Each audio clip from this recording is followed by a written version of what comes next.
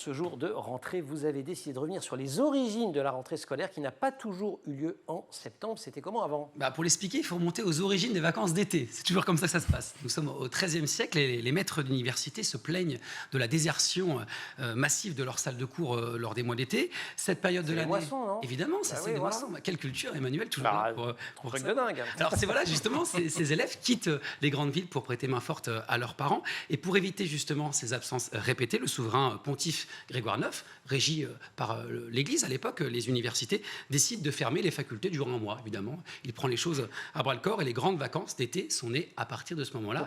Il y a une origine religieuse. D'accord. Et ça nous fait une rentrée, donc quoi, début octobre? C'est ça, début octobre à l'époque. Et c'est cette tradition qui demeure. Faut attendre quoi, les vacances, les lois Ferry, le 19e siècle, Les comme lois beaucoup de Ferry, choses? exactement, 1880-1882. Les vacances durent environ de 4 à 8 semaines. C'est les préfets qui fixent la date, la durée des vacances. Donc ça varie d'une région viticole ou d'une région agricole à une région beaucoup plus urbaine.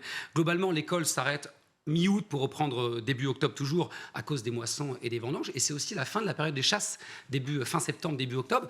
Et vu que les enfants de bourgeois vont beaucoup dans le secondaire, c'est presque exclusivement des enfants de bourgeois. Donc l'école suit cette tradition. D'accord, on vit au rythme des saisons et des enjeux d'alimentation jusqu'à la Seconde Guerre mondiale et les 30 Glorieuses. Et là, on va quand même codifier les choses de manière un petit peu plus rigoureuse. Il y a une chute un peu brutale. La population agricole baisse sensiblement, donc les familles commencent à partir en vacances début juillet, plutôt 1er juillet. L'école va suivre le mouvement et va décaler ses dates en 1960. La dernière étape a lieu en 1981 avec le premier gouvernement socialiste, avec l'évolution de la société forcément et la disparition progressive du travail des champs. La rentrée est fixée à partir de début septembre, plutôt mi-septembre dans les années 80.